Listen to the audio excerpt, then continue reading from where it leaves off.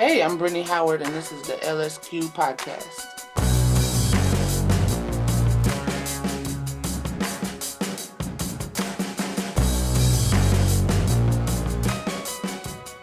What's up? I'm Jenny LSQ. Thank you for pressing play on episode 101 of the LSQ podcast. Back when I started this series in 2017, and I had a wish list of artists I hoped would be in an episode someday, Brittany Howard was on that list, and I've been looking forward to this conversation for years. I've had the opportunity to interview her in brief, for my job at SiriusXM, but it was amazing to get to delve in and talk about her early days, discovering her own voice, that incredible voice that whether with the Alabama Shakes or on her own, is a voice that cuts to your very core. Brittany's new solo album, What Now, is out later this week. And here's a bit of explanation about what you'll hear me saying at the beginning of this interview.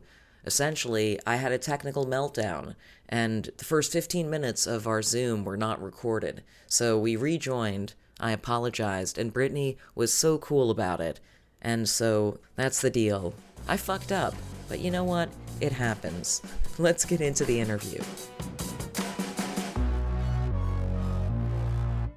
Welcome back, Brittany Howard, following a technical meltdown on the LSQ podcast. I say, that I'm the Columbo of podcasting. I don't know if you've ever watched Columbo, but I like to think that my constant glitching is part of my charm or something. I don't know. It's all good. I'm here. Thank you for your patience with me, Brittany. Where we left off in my previously glitched out version of this conversation was talking about you discovering your singing voice. And yeah, if you can tell me that story you were sharing about leaving the CD for your mom, and from there, yeah, I'm just curious, like how you've since then, what you've strove to do to expand your voice. Like, what are your current challenges, or what are the areas with this new album that you feel like you're still exploring your voice?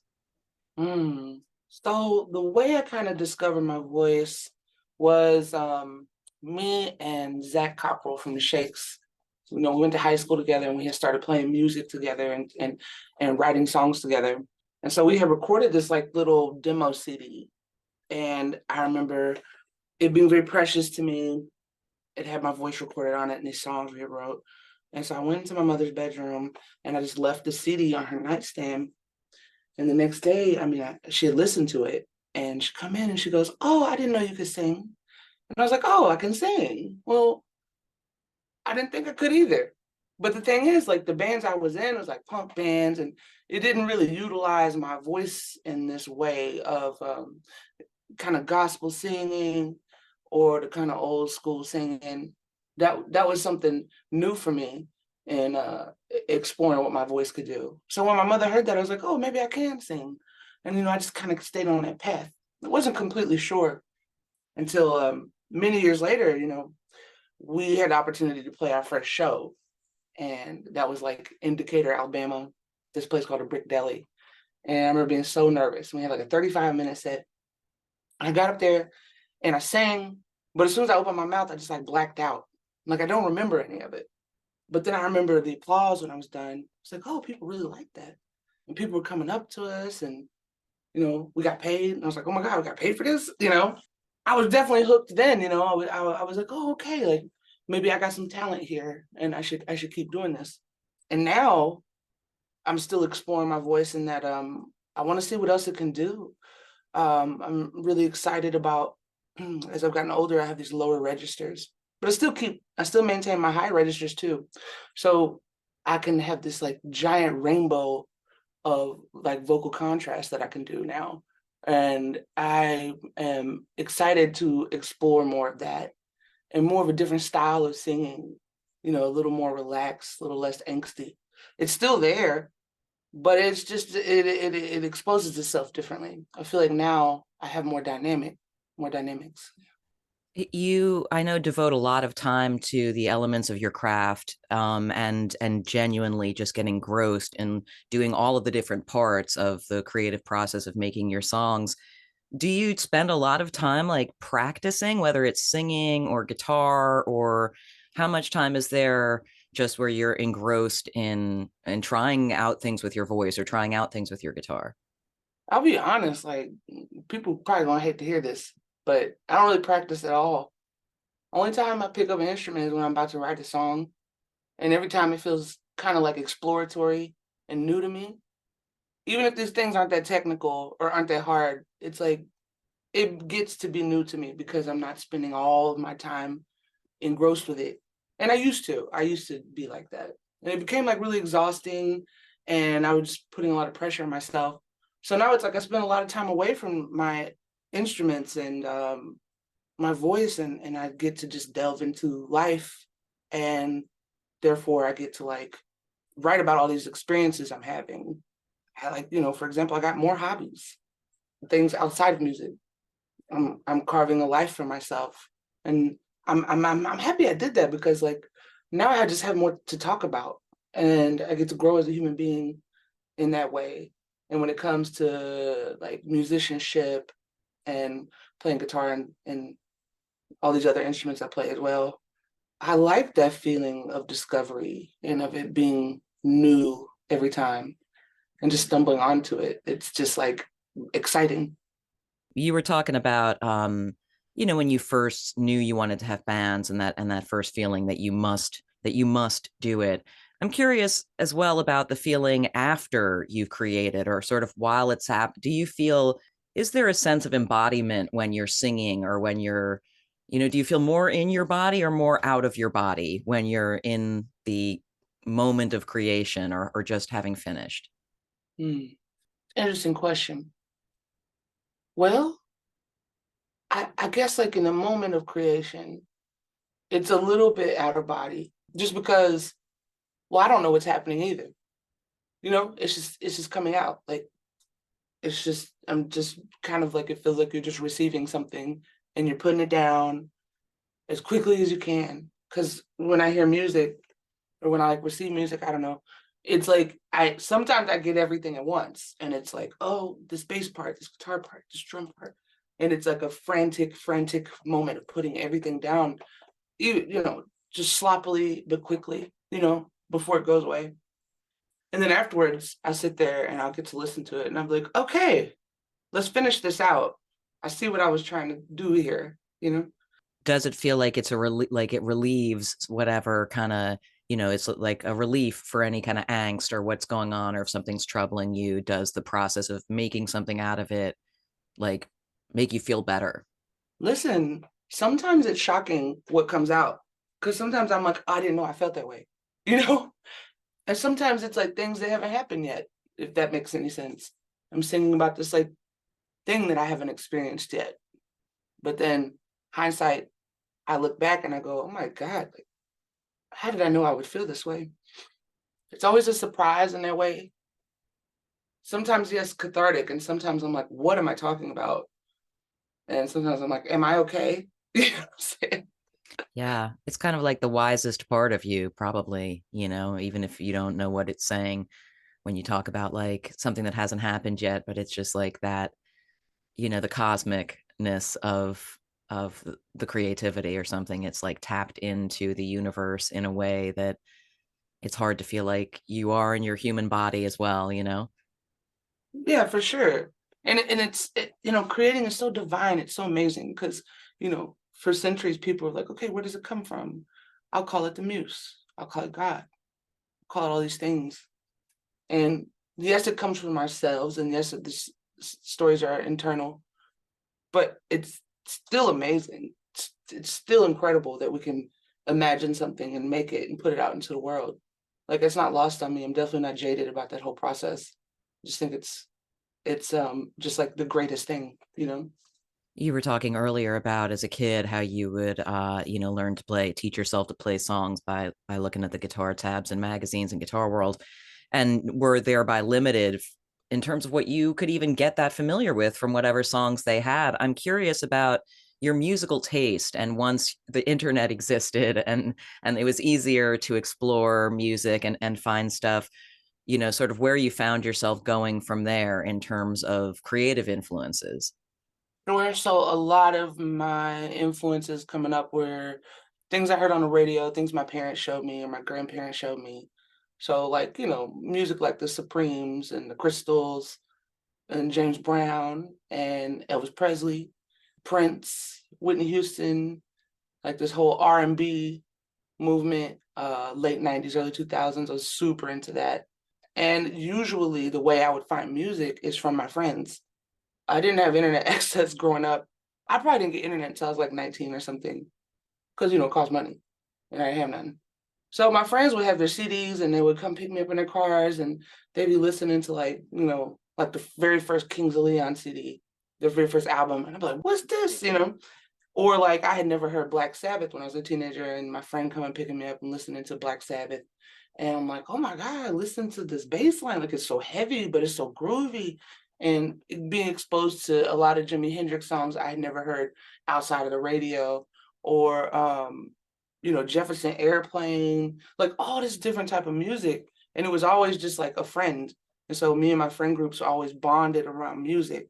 And I was just so curious and had my ear open for everything. And so I just like, I really liked metal and I liked punk music and I just liked it all. Like there's something to offer from most things. And yeah, that was kind of my experience. And then once the internet came, it was kind of like, man, like information overload, just like an explosion of, it was overwhelming. Where do you begin? You know? Oh, totally. I was also thinking though about even more recently because I love the kind of like dance music moments in your solo work that are like, very like kind of breakbeats style. And I wonder like when did you start exploring some of that stuff just truly outside of the rock and roll universe? Oh, I've always had an affinity towards it. DJs and like the Boiler Room. I really love like Honey Dijon. The reason I like the way these things are put together is because it's so foreign to what I do. So different. I can't really, I don't really have like a concept of how they're doing it. So I'm so curious about it. And I always follow my curiosity. And I like the way it makes me feel, and there's some emotions that are best expressed just with rhythm. And they're so simple. It's just the heart, it's just the heartbeat. And it's there and you can count on it. And the four on the floor feeling is so nostalgic and familiar. And it can just take you so many places. Well, it can take me so many places in my life where it's like this is a very simple emotion. It's just emotion of being connected to your body. And so therefore, like when I was doing my own kind of dance moment, it just had everything to do with I feel very embodied and I feel very hopeful. And this is what this feeling sounds like to me, you know? Pretty simple like that. Yeah, it sounds awesome. You mentioned earlier, like maybe that first show that you might have blacked out or you don't remember that much about what happened, but how did you from there kind of come into your own as a performer? Tell me a bit about the early evolution of your finding yourself on stage as a stage performer. Finding myself on stage from the very beginning, our group looked different than all the other groups, like yeah, we all just look very different from one another. We're real people. We went to school together. We're from a small town. We weren't trying to put on any airs of like, nah, we're cool, like we're stylish. Couldn't have if we wanted to. So those very beginning shows, I always felt like I was battling against perception and also my own self-image. And there was like this anger in me that really fueled the energy on stage. It kind of felt like you're going to listen to me, and I don't care if you're going to like it or not. It was very, very much like my own empowerment. Yeah. And I probably still do that, but I'm a little less like, I care less, I think, now. But back then, it was very much like me. I felt like me versus the world, and there was like all this energy into it, and this ferociousness, and this like I'm not gonna say point to prove, but it was more just like this is my space, this is my moment, this is my time. It wasn't about pandering to the audience or anything like that. It was just like this was me working through stuff for years, and that's yeah, that was like my inspiration early on.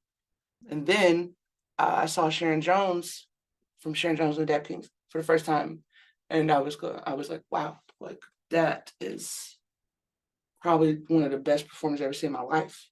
It was just her embodiment. It was just like her, you know? And she was like a little comet, a little fireball. And I was just like, oh man, I hope I hope I can be something like that. And I want to find that confidence in myself, I guess is what it inspired in me. Yeah, yeah, and it's also like amazing. I'm sure at that time Sharon was already, she's significantly older, and so therefore there's this sense of like, okay, I remember seeing Patti Smith as a way of relating that. Got to see Patti Smith play at Electric Lady, some amazing event, and I was just blown away by an older woman who was so just didn't give a fuck, just so confident, just so and just looking at her, she was obviously the exact same person, just more mature and wiser that she was from all the photos that I had seen and admired, just like, or like I saw Barbara Streisand in concert and I was just like, fuck yeah, you are old and you're awesome. You don't give a fuck. And I'm not afraid of getting old now. Exactly. Yeah, exactly. So, what would you say are some of you mentioned Sound and Color earlier and this new solo album as being kind of similar in this moment of being able to expand what you're trying to do and be even more adventurous? What would you say have been some just kind of key discoveries you've made over your career for yourself of just kind of moments when you were just like, okay, no, here's actually where I want to go. This is the direction that I want to head. I want to be more blank. Yeah. So when it comes to me writing music, it usually has everything to do with me going more internal, not really external. I'm not really looking around to see what everyone's doing or taking cues from what sounds interesting. It's always an exploration of myself and how to best like express the way that I feel. It's almost like I want to see myself like put out into the world. And I'm like, well, every time I make a record, I'm like, okay, last time I did it like this, but I just don't feel like that's quite like the essence of what I was trying to say. So how do I get like deeper? How do I crawl under more sheets? It's always just like doing something that I have never like done makes me curious about where I fit into that picture. Like the color of like this emotion that I'm feeling. And as I get older and older, it's like I do have more like eloquence to talk about what that is and who I am and become more vulnerable. And so every time I make an album, it's like, yeah, I'm doing this exploration of that. And at the same time, telling myself, like, well, it doesn't really matter if I color in the lines or not, because at the end of the day, this is my work and my life. And one day my life will be over. So I just really have to like put my whole foot into it every time. And I remember doing Sound and Color and saying to myself, like, well, I just really, really need to let people know who I am, you know? And at the time, that was the best I could do. It was the only tools I had to talk about myself and who I was. It was always kind of murky, kind of like a Japanese screen, not the full image, not fully explaining what I'm talking about, which is fine and great. And I love that work and I love that album. But now it's like I can speak more directly to the listener. Yeah. And so I kind of relate this feeling of putting this album out as that feeling I had when I put out Sound and Color of like, okay, like here I go again, like presenting myself. And I think I got it right this time. And probably the next album I'll be talking shit on this album. So What Now and Red Flags had been out for a while. What are some of the other deeper cuts from the album that you just feel really strongly about and where you feel like you achieved what you were hoping to? mm, there's a song on What Now called Samson. And I love that one so much. thank you, me too. I love it because I really was able to sonically and viscerally explain the feeling of being in two minds about should I stay or should I go in this relationship? Where am I anymore in this relationship? I've become this version of myself to maintain this relationship, but that's not me. I'm not being authentic, and it's like this depressive mood of thinking and thinking and thinking and thinking. And I feel like with Samson, the murkiness of the production and also its sparseness, the way that I performed that song live. So what it was is this PA speaker set up in this room, and I have a mixing board, and I'm also in the room, and we have this microphone set up in a room that's like a binaural microphone, so it's picking up the stereo image, and the microphone's surrounded by these speakers, and I'm feeding the music through this PA system, so I'm actually orchestrating, and then at the same time I'm singing live. And later I went back and sang a double of the vocal because I wanted to give this effect of there's two people in your head, and every time it hits the chorus, the vocal split in two, and I just feel like viscerally I'm like really proud of that one. That's definitely giving the feeling, it's giving the mood when I listen back to it, and that's everything came out better than I expected. And it was also a surprise to do things that way. I did not expect to do things that way. Yeah. And you're going to be on the road in February, and I'm guessing probably for a good portion of 2024. Yeah. I try not to look at my schedule too much, but I'm just gonna say to everyone out there, I'll probably be seeing you soon. Everyone all over the world, I'll see you soon. The entire planet Earth, Brittany will be seeing you soon. Thank you so much for getting together with me to do this. Oh, thanks so much for having me. This has been fun. Thanks for great questions. Oh, no worries. And sorry about the technical glitch earlier, Columboing it up over here. I love Columbo so much. It's so funny you brought up that reference. You do love Yeah. Columbo. Oh yeah, like when I was growing up, we only had a few stations, and Columbo would just be on, so I just got with it, started watching Columbo. This year was my year of Columbo, so I finally found it. I'm so happy for you. The Columbo vibe, I love that.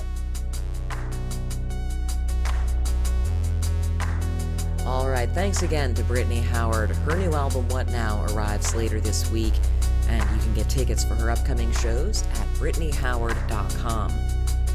And that brings us to the end of episode 101. I'm excited for the next one in a couple of weeks, 102, with Idol's Joe Talbot. And you can listen to other episodes of the LSQ podcast at JennyLSQ.com. I'm also available on socials at JennyLSQ. Talk to you next time.